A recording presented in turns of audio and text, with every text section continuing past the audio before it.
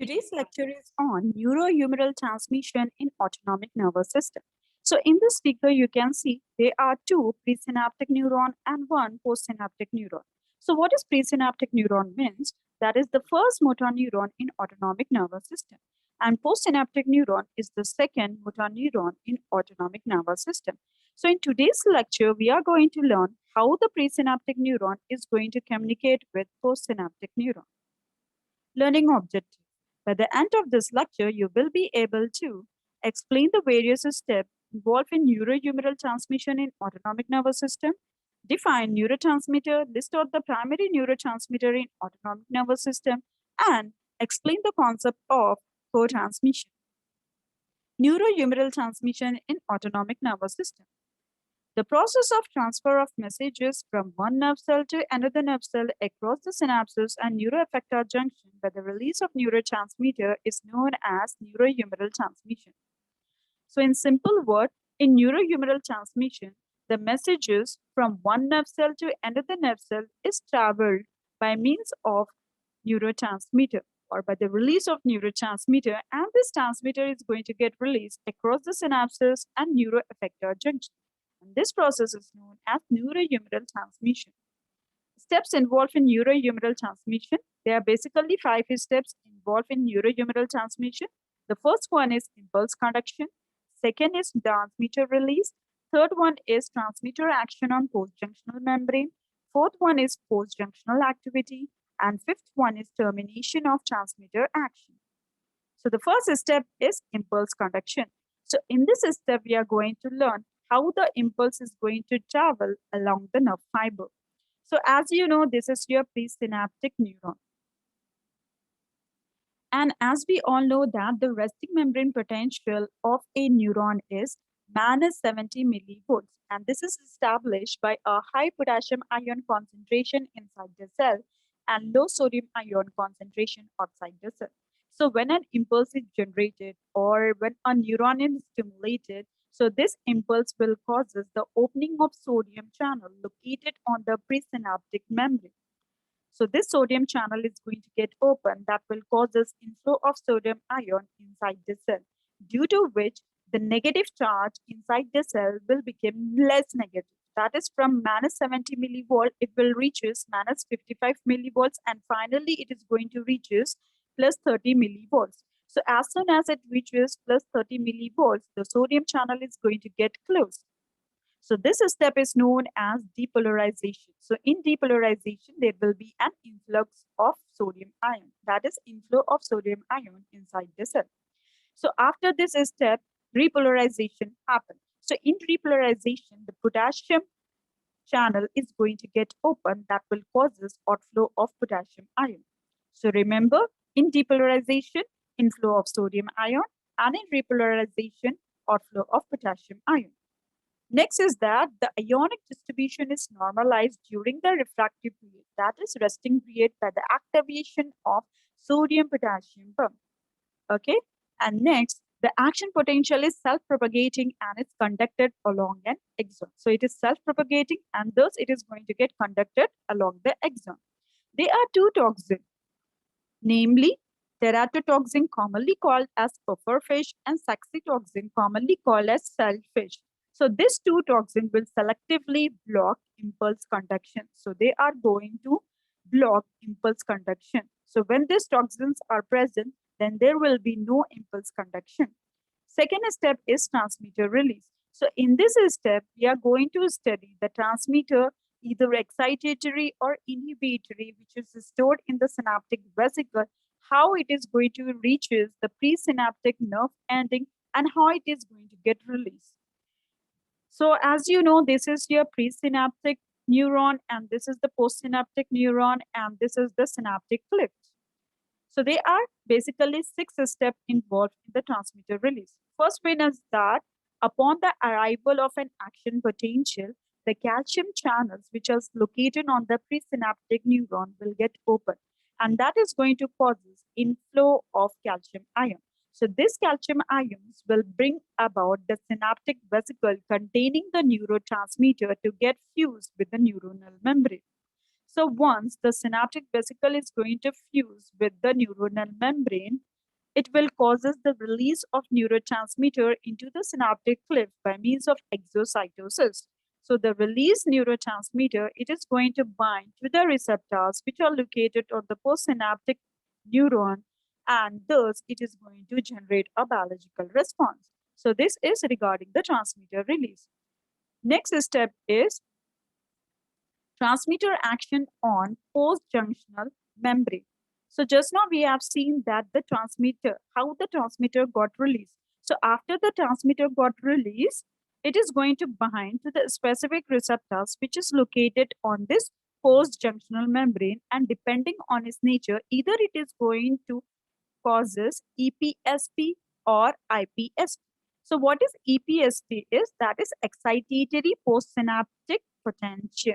So in EPSP, there will be an increase in the permeability to cation, that is sodium or calcium influx. So whenever there is a generation of excitatory postsynaptic potential, there will be an increase in the permeability of sodium or calcium, that is increase in the inflow of sodium ion or calcium ion, followed by outflow of potassium ion. And this step is known as depolarization. Okay. So the neurotransmitter involved in the generation of EPSP is always excitatory in nature. Next one is IPSP. So IPSP is involved in increase in the permeability to anion, that is chloride ion. So when chloride ion moves in, that will causes the potassium ion to move out, and this will result in hyperpolarization. Okay, so the neurotransmitter which is involved in the generation of IPSP is inhibitory in nature.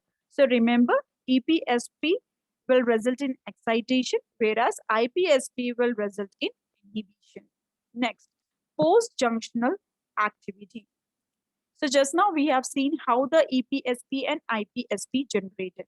So after generating EPSP, it is going to generate a propagated post-junctional action potential. So which result in, so EPSP will generate a post-junctional action potential, and that is going to result nerve impulses in neuron, whereas it is going to causes contraction of muscles in muscles and secretion in glands. Whereas IPSP is going to stabilizes the post-junctional membrane and resists depolarizing stimuli, as IPSP is not at all going to generate any action potential. It is going to inhibit the generation of action potential. So remember, EPSP is going to generate an action potential, whereas IPSP is going to stabilizes the post-junctional membrane. So now the last step is termination of transmitter action. After the transmitter action is completed, the transmitter should be removed from the site of action. So there are three ways to remove the transmitter from the site of action. First one is locally degraded. So by making use of enzyme, the transmitter can be broken down. For example, acetylcholinesterase is an enzyme which is involved in the breakdown of acetylcholine enzyme. Second one is active reuptake, by reuptaking the neurotransmitter back into the prejunctional neuron. So here we can make use of norepinephrine transporter, dopamine transporter, or serotonin transporter. So this transporter, they will take back the neurotransmitter back into the prejunctional neuron. And the last one is diffusion. By means of diffusion, the neurotransmitters are diffuses away. For example, noradrenaline. So this completes the steps involved in neurohumoral transmission in autonomic nervous system. So next topic is that is neurotransmitter in autonomic nervous system. So what do you mean by neurotransmitter? Means these are the chemical agent which allow transmission of signals from one nerve cell to another nerve cell across the synapses. So neurotransmitter are basically chemical agents which are involved in transmission of signals from one nerve cell to another nerve cell. So the primary neurotransmitter involved in autonomic nervous system is acetylcholine and norepinephrine. Okay. So along with this primary neurotransmitter, there are other neurotransmitter present in autonomic nervous system. So those are called as co-transmitters. So what are co-transmitters? These are the chemical substances that are released along with primary neurotransmitter. And what are the function of co-transmitter is that they are basically involved in neurotransmission. They act presynaptically and modulate the release of neurotransmission. So let's see the examples of co-transmitter. There are three examples. First one is peptide. For example, vasoactive intestinal peptide, or in short form VIP, neuropeptide Y or NPY, substance P, enkephalins, somatostatin, etc. Second is nitric oxide and others, prostaglandin, ATP, adenosine, etc. So these are the examples of co-transmitter.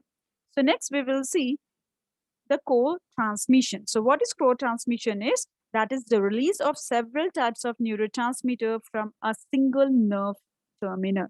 So as you know, this is your presynaptic neuron and this is the postsynaptic neuron. Okay. See, co-transmitter is going to present along with the primary transmitter in the presynaptic neuron. So primary neurotransmitters are present in a separate storage vesicle, whereas co-transmitter is present in a separate vesicle. Both are present in the presynaptic neuron terminal only.